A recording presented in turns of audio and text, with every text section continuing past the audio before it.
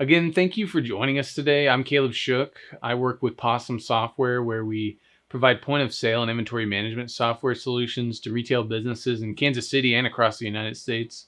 We're excited to jump into the topic of the scammer next door with guest speaker Marvin Carolina. Marvin spent 15 years as the Vice President of Diversity at J.E. Dunn Construction. He is currently the President and CEO of the Better Business Bureau of Kansas City.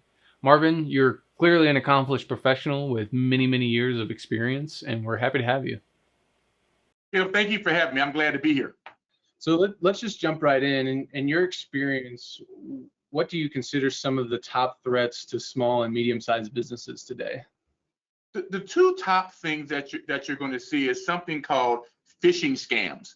And basically, someone's sending you an email or a text message, and they want you to click on something. And once you click on it, then they get into your system. And then the other one which is just a phony invoice.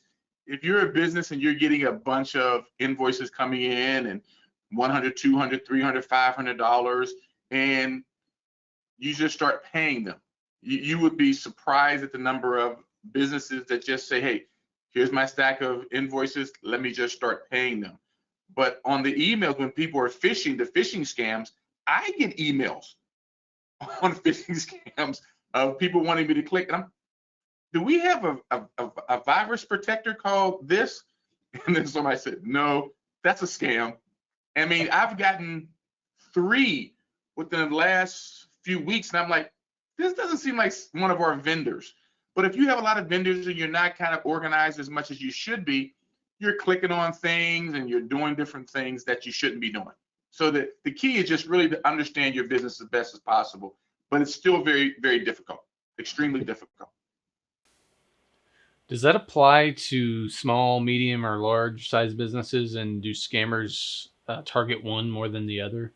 It's across the board. We hear more about the big businesses. Now, if you do something with Target or one of the big businesses that get hacked, it's all across the news. But small businesses are getting hacked every single day. And it's not always about trying to get the hundreds of thousands or millions of dollars. Some people just get the scammers get a few $100s from each business, and you keep doing it and it totals up.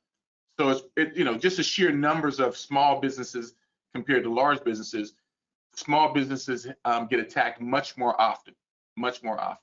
And people are getting unique about it. As you describe these scams, it's easy for me to see how people would fall for something like that. Yeah, can you put your information back in? Click on this link. For some reason, your information kicked out. So can you click on this link, put your information back in, and everything should be fine. A totally legitimate email, looks great, looks wonderful, but if you click on it, you're done. That is a very common scam that I see, actually. Are there any other common scams you see pretty frequently? Those tend to be, I mean, now we're in a different day and age where everything is going to be online. Everything's going to be through email. Everything's going to be through text messages, those type of things. But there's, like I said, there's invoices. There's invoices there. They want to get into your system. That's how they do it. Fake invoicing. That's the way they do it. And it's not as fancy. It's just everyday legitimate things that look just like something you would do. It's not like somebody's asking you to pay $1 million to wire somewhere. These are everyday things that be regular part of a business owner's day. And that's the way they kind of sneak in.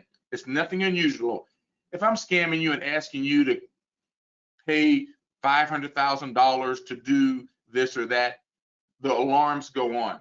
But if I'm just asking you to pay a $100 bill, you're thinking, no big deal. Well, if you do that 10, 15, 20 times, scammers can make pretty good money per day doing that. So it's the everyday stuff that's the worst, because it's hard. I mean, like I got 3 and I had to ask somebody, I just don't think we use this antivirus company. And then somebody else emailed me with something else. So if I'm getting them, trust me, there are a lot of people out there who are getting these scam emails and text messages. And there's many ways they can get a hold of your information, your phone number or your email, and start sending it out to you. So you have to be very careful. Even as you're describing this, I'm immediately thinking of the business owner. How is this also affecting the customers of a business? Well, obviously there's data, and they're getting a hold of it. And when you're a company, you have to make sure that you're protecting your customers' data. And when I say your customers, depending on your business, you're taking point of sale. So you're taking people's credit cards all the time. You have people's emails. You have their address. You have other sensitive information, birth dates, social security numbers, depending on your business. So they're not always looking for money. They're looking for data also. So as an owner, you have to make sure that you're protecting your customer. Your customer is entrusting you with information. So when you see some of these things on TV, when the big companies are getting breached, there's a bunch of information that we have in their system, birth dates, social security numbers, whatever, depending on the organization. So you have to not only protect your company, you have to protect your customers. And it helps with a comfort level of what system do you have. And some of the small companies brag about it. We have this system that will protect us from whatever, antivirus, anti-theft, anti-whatever, because they're putting them in place, which seems kind of overdone. It's not. It should be a necessity that you're protecting not only your information, but the information of your customers. And you have to make sure you have the right computer system in place and the protection that's going to safeguard your customers. And they should feel comfortable doing business with you. So you're talking about protections that a business owner can put in place. What other protections are there? Organized. Just be organized. Understand who you're doing business with. If you get an invoice or an email from somebody that you're not doing business with, people say, I want to understand how to distinguish people sending you emails that you're not doing business with, asking for money or asking for information. You should know the 5, 10, 15, 20, 30 or more people that you're writing checks to on a monthly basis. So anyone outside of that, it should send up an alarm with you. But there's been scams that they duplicate your banking information, duplicate a bill from one of your vendors, and it becomes very difficult sometimes. So it's not only from people that you don't expect, but you've been paying ABC Corporation for the last 3 years. Now ABC/2 sends you an invoice, and you just said ABC. You haven't seen a /2, but you go ahead and pay it because you just see ABC. But the /2 is a different company, and some of them are very sophisticated, very complicated. So it becomes difficult. I don't want to say that if you've been scammed, something's wrong with you. No, it's very difficult sometimes to figure some of these things out. But it is something as a business owner that you have to pay attention to. You just can't write it off and say, "Hey, we have a computer system. We don't really do much." You have to be careful. Yeah, so what you're talking about is protecting the business and the business owner. And in part, that protects the business's customers. Are there other ways that a business owner can continue to help protect the customers? Yeah, there are different softwares, and you can go online and you can figure out all the different software that are intended to protect the customer. And Mhm. obviously, in protecting the customer, you protect the owner because I don't want a lawsuit, what have you. But the customer should be your first line of who you're trying to protect. Sure. They shouldn't have to risk their information being exposed by doing business with your business, your organization. They shouldn't have to do that. But making sure you're how you take their information, how you store their information, where is it stored? These are things that are critical. I'll just write your credit card number down real quick. I trust you, you trust me. It's not a matter of this trust. It's a matter of other trust. Where did you write it down and all those things? Because there's also employee theft. There's also employee getting a hold of credit cards and sensitive customer information. So you have to make sure that you're protected from all that. And are you properly insured? Are you properly covered for internal theft? Um, it's a possibility. And so Yeah. internal and external theft, are you protected? Do you have the proper insurance coverage to protect you? So it's also protecting the front line, but what happens if things go wrong? And that could take your company down. So assume the worst case scenario, and this actually has happened to me. Whether it's a service or a product that I've paid for, that company emails me and tells me that there's been a data breach or my data's been compromised.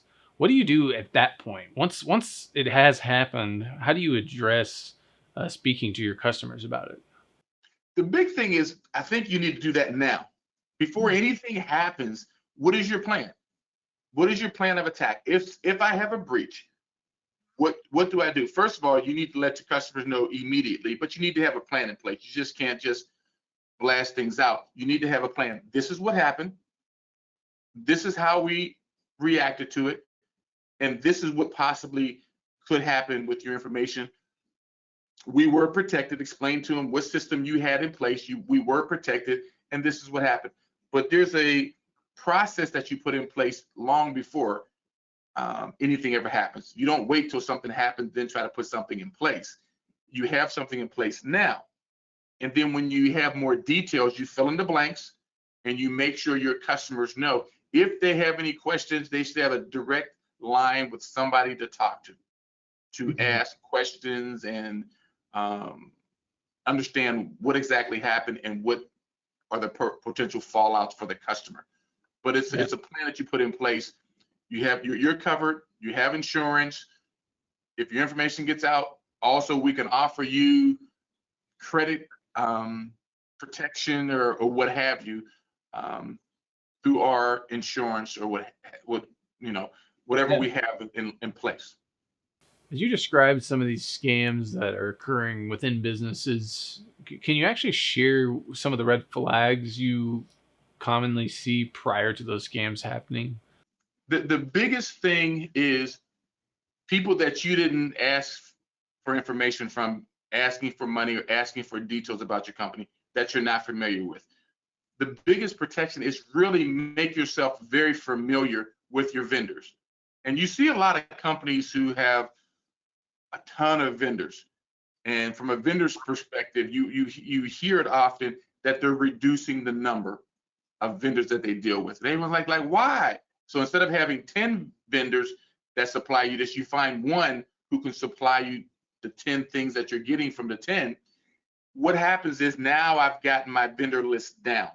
And when you get your vendor list down, you know them. You know each one of them, you know names, you know who handles this. So your finance department, if you will, or your accounts payable, accounts receivable people, they know the vendors and they know what they should be getting from them. So it's harder to scam people who are when business owners are really on top of their business, it becomes difficult, not impossible, because there's so many different ways, but it's much more difficult to scam a business who's really on top of it. So you can't misinvoice me because I know my vendors. You're not going to send me an invoice or send me an email or a text that says, Caleb's never contacted me this way before. So why is Caleb sending me a text asking me to pay something online? He's never done this before. On top of your business. As a business owner, you really have to be on top of your business and understand all of the financials and other things, because some people aren't actually after the money, they're actually after the data, because the data is the money for them. If I can have your customers' data, that's $1 million, opposed to me asking you to send me a check for $200. Forget that. Give me your customers' data, and I can use that to make millions. So really just being owners should be on top of their business and very knowledgeable of their business, what's coming in, what's going out every day, which is easier said than done. As your business grows and becomes more sophisticated, you really have to make sure that you're staying on top of it and that you have things in place, process and procedures in place of how invoices are received, how they're paid, how information is received, how it's protected. All of these things need to have a process and procedure surrounding it. And it makes the company owners more comfortable, and it also makes the customers more comfortable in doing business with you if they understand how you're handling the information, because there are some customers who ask, how is this data going to be handled? How are you sharing my email? How are you sharing my phone number? How are you protecting it? And if you have that in place, it's easier for you to say, this is what we're doing. Here's the company. Here's what happens when we get your information. Sure, sure. And even myself as an employee, I get these emails that are trying to elicit my data, obviously, from scammers. Do you have any recommendations on how to train up a business owner's employees or someone's staff? It's all a part of the process and procedures. Mhm. When you have something, well, anybody can write a check in my company. No, no, no, no, no, no. A few number of people should be able to write checks, and those people who write checks should know what's coming in. So when you're an employee, it takes the pressure off of you in trying to, well, I can just write a check to this person. The processes and procedures of your company is what protects everyone, from your team, your staff, the owner, the customer. What process do you have in place of bringing information in? And everyone should know this. Anyone who's touching sensitive information should know how we're protecting it and where it should be and where it shouldn't be. If you've ever called someplace and they said, no, we don't write anything down, we put it in the computer and your information is gone. So they keep asking you, and it may seem frustrating. You've asked me for my information 10 times. That's because I'm not allowed to write it down. Part of our procedure is I don't write anything down, because I'm thinking, I'm trying to pay for this thing. And if you just, crazy as it may seem, if you just write my information down, you wouldn't have to keep asking me for every time you go to a different screen. Well, give me that information again. Give me that information again. A little frustrating, but they're protecting your information because that's the way they do it. And that honestly protects the business as well from a liability standpoint, right? Because when things go wrong, there's going to be a lot of questions. Yeah. What's your procedure with this? And they say, oh, we just write down. So we have a big scratch sheet of paper. I just have a big scratch sheet of paper with a bunch of credit cards on it, and credit card numbers and security codes and everything, because it's just a scratch sheet of paper, because I write it down so I don't have to keep asking them. Well, with my organization, that's a big no-no. And with this organization, is a big no-no. And other organizations says, I think it's more efficient. It may be quicker, but it's not more efficient, and it's not protecting that information. But so sometimes when you call different organizations and it seems like it's a pain in the butt, and it probably is a pain in the butt, you have to keep repeating the information. Now give me that card number again. Okay. Give me the code again. Let me pull back out my wallet again. I thought it was the last time I needed it.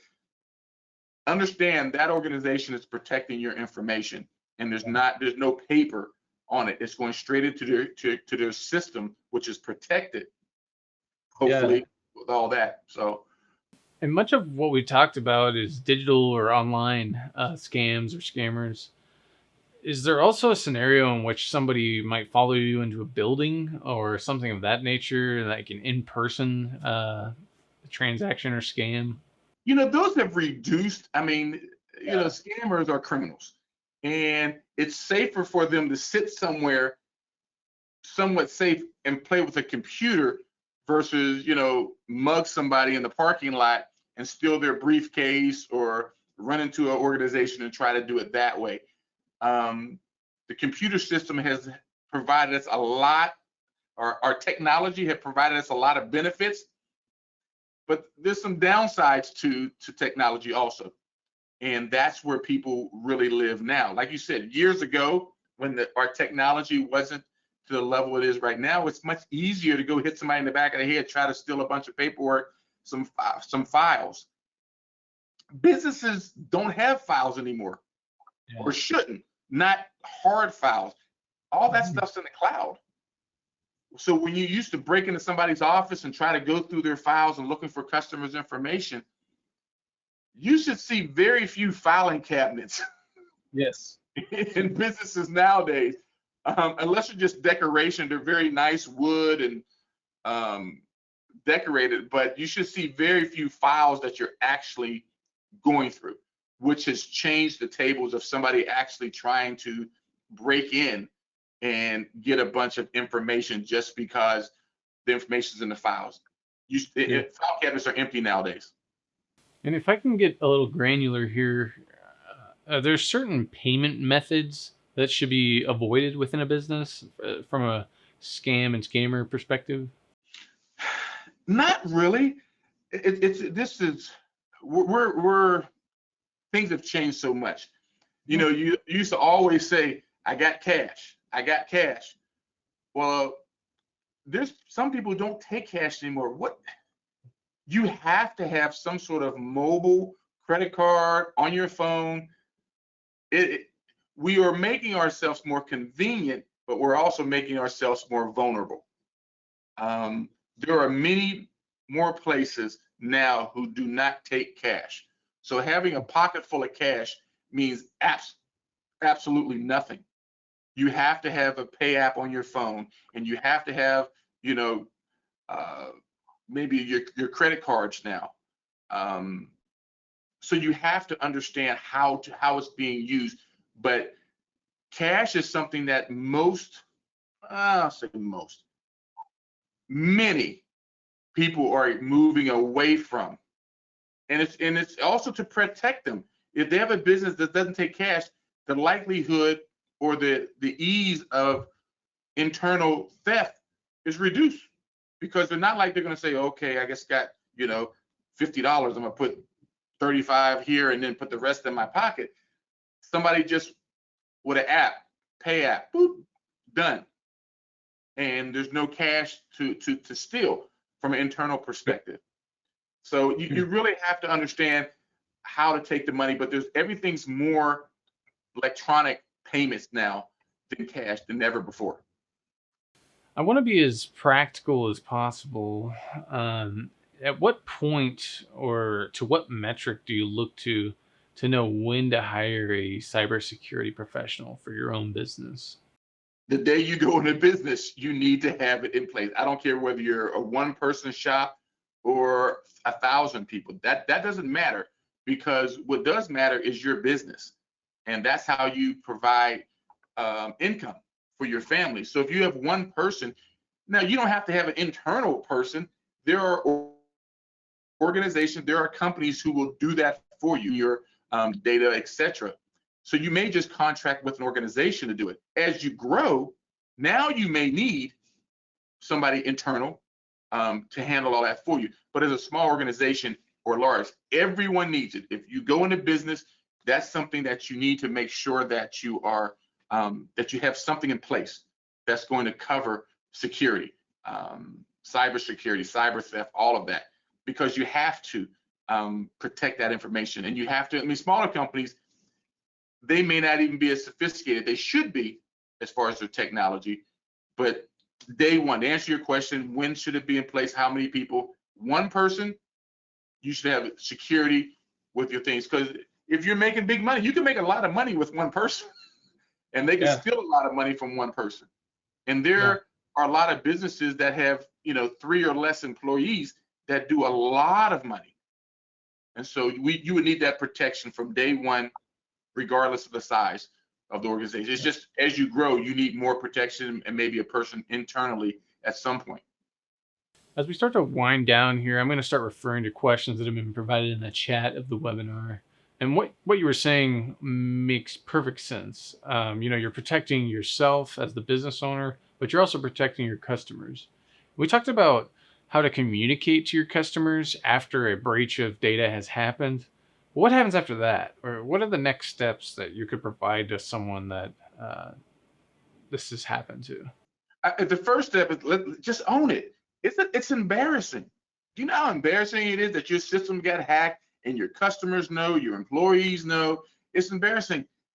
You're not out there by yourself. Other people, it happens every single day. And I know it's a little bit embarrassing, but just own it. Say, okay, this is what happened. Because the other side, well, nothing, it's not a big deal. Don't worry about it. We won't really talk about it. No, everyone needs to understand within your organization what happened. so it doesn't continue to happen or happen again, or what have you. So the first step is own it. And then you need to find out, once again, if we go back to the plan, if you had a plan in place of when something happens, this is how we react to it. If you didn't have that, let's just say you did, if you had it, you turn the switch and you make it happen. If you didn't have it in place, you're going to be scrambling a little bit. And then you have to make sure you immediately contact all the customers who potentially, and I know you think it's only these 10 customers. No, it may be the 100. It may be the 500 customers that you have to contact to say that your information may have been breached, may have been gotten through our system. And you have to let everyone know. It only may be 10, and you say, I want to keep my embarrassment to these 10. No, you have to go to the 500. And then, depending on the scam or what happened, you obviously have to go to the authorities. The FBI may be involved, the Attorney General may be involved in letting them know what happened and what information was breached. And hopefully you understand what information was obtained from who potentially, what is the total number of customers that you service, what industry. You have to go through that process. And that's why I tell you to go through the process now in good times when nothing is going on.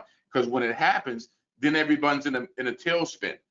And it's not something that we always think about. We're thinking about making money. How does my company make money? How do I generate revenues? Tax, theft and all that is not on the top of our meter of making sure we cover it. I'm trying to make profit. I'm trying to increase my revenues. I have a lot of other issues to be concerned about other than, cybersecurity. But when something's been breached, accept it. Make sure that everyone is notified and that the authorities are notified. And then how do you move forward? How do you obviously immediately protect information that somebody hacked? Is a business owner responsible for recovering losses that a customer may have sustained from a potential scammer? Absolutely. 100% you're responsible. They got it through your system, which where insurance comes in to help protect the company. These are the type of things that could take down a company. Everyone's thinking of the big things that can take down a company. Cybersecurity can take down a company. And you have to get your attorney involved. As we've been discussing ways that a business can prevent potential scams and scammers, I'm wondering if off the top of your head you know of a good reference, someone a business owner could use to help put their plan or process in place to prevent these things from happening, but also for after they do happen. Yes, there are many IT companies, a lot of technology companies that's what they do. They protect organizations from that. I would suggest definitely contacting one of the IT companies that provide software and hardware that will protect you and your organization. And that is what they do. Some of them can be expensive, and it seems it's just like insurance, just like car insurance. Car insurance seems like the biggest waste of money until you hear that crunch and you're in an accident and you're like, wow, I'm glad I have insurance. Some people go for years and years and years and never use their insurance. And it just seems like a big waste. Same thing right here. It seems like a big waste until something happens. And something has happened to many, many, many businesses.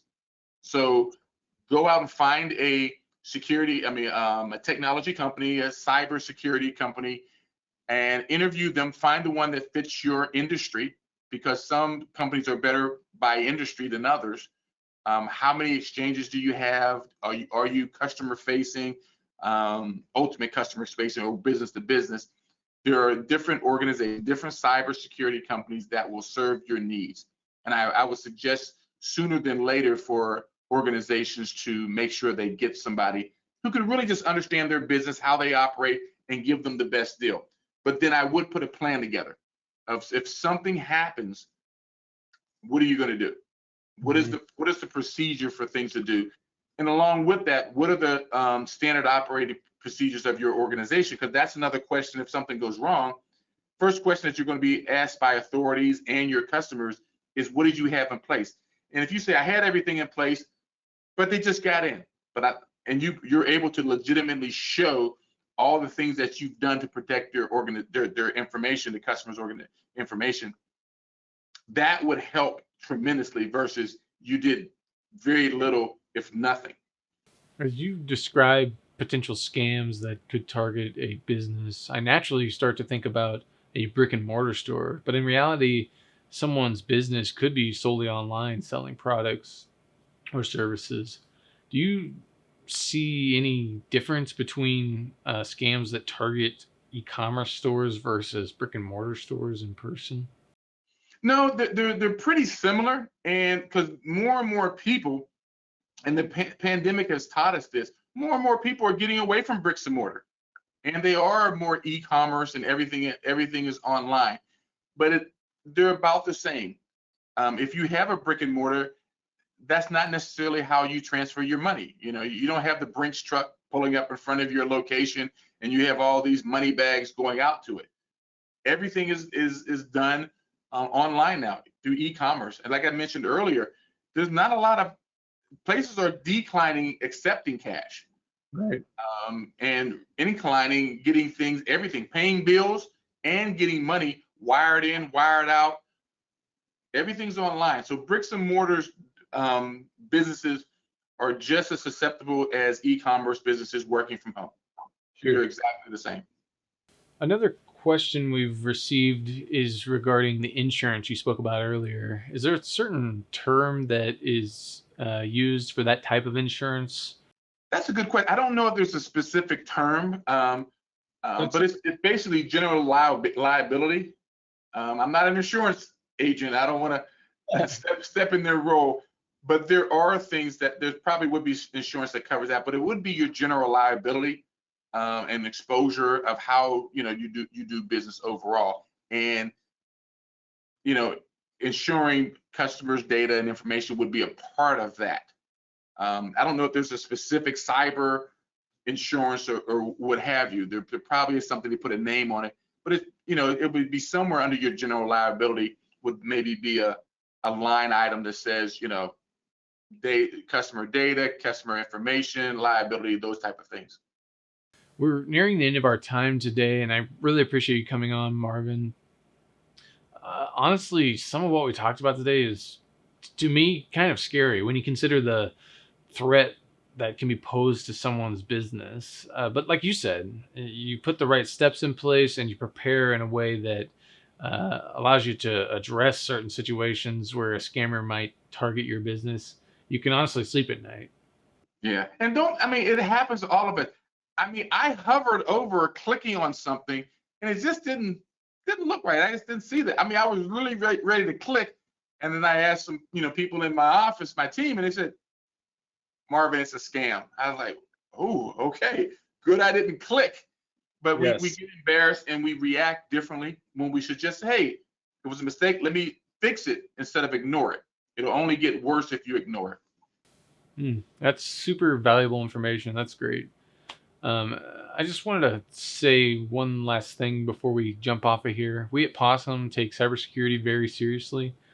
If you're interested in talking more about our point of sale and inventory management solutions, reach out to the number on your screen or visit posim.com. That's POSIM.com. Again, Marvin, thank you and have a great day.